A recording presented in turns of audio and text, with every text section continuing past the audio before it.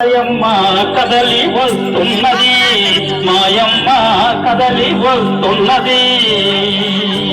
ఏడేడు సంద్రాల్లో మాయమ్మ తానమాడడానికి, మాయమ్మ తానమాడడానికి. అమ్మూలి మాయమ్మ మాయమ్మ చింతల పోలమ్మ, మాయమ్మ చింతల పోలమ్మ.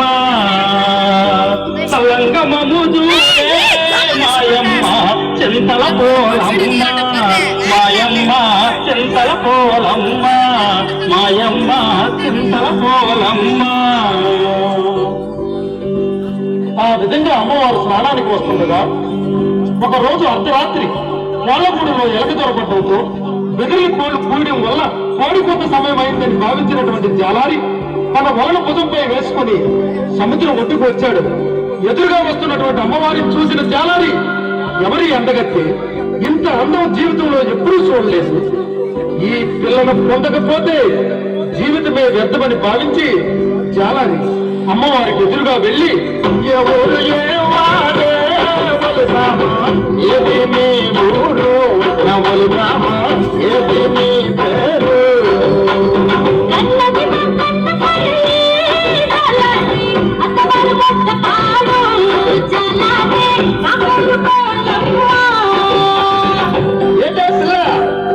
అన్నవారు బాధ్యత పిల్ల, అత్తవారు గొడ్డపాడా.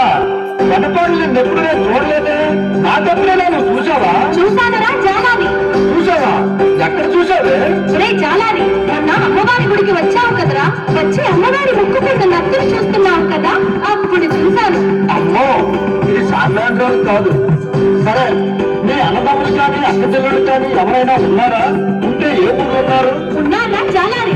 రేపు 7 అక్క చెల్లెళ్ళం. దాని పేరు కాళికమ్మ, జాలాది దాని పేరు కాళికమ్మ. సిన్నగా సీనమ్మ జాలాది దాని పేరు సోమలమ్మ, జాలాది దాని పేరు సోమలమ్మ. మధ్యన ఉన్నది రో జాలాది, మందసనున్నది రో జాలాది దాని పేరు అన్నపూర్ణమ్మ.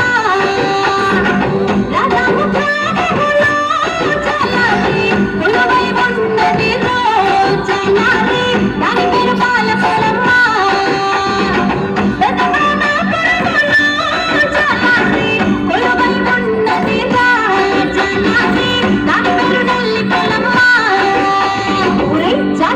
అందరికంటే చిన్నదాయి మహా అందగట్టే సువర్ణపురములో జాలాది కొలువై ఉన్నది రో జాలాది దాని పేరు సోమలమ్మ. ఏంటో పిల్ల, అందరూ అమ్మవారి పేరు చెప్పేస్తున్నావు. నువ్వు పెద్దమ్మవారి లాగా. అవునురా జాలాది, నేను పెద్దమ్మోర్నే, నీకు అమ్మలాంటి దాని. నేను స్నానానికి వెళ్ళాలి, నీవు వేటకు వెళ్ళరా, నీకు కావలసినన్ని చేపలు దొరుకుతాయి. పిల్ల, నువ్వు అందమైన దాడివి, నేను బలమైన వాడిని. మన ఇద్దరము కలిస్తే నీ మనసున్నా మనోజు రెండొక్కటైతేని, రెండొక్కటైతేని. నీ తనువు నా తనువు రెండు కలిస్తేని, రెండు కలిస్తేని. లాగాలి కంటకు కనుమిందు కాదేటి, కనుమిందు కాదేటి. ఒరే జాలారి, అమ్మతో అలా మాట్లాడటం తప్పు కదా. పిల్ల, ఈ కిచ్చిగాడి కంటిలో పడ్డ పాప, వల్లో పడ్డ చేప గిలగిల గిలగిల కొట్టుకోవడమే కానీ తప్పించుకోవడం సాధ్యం కాదు.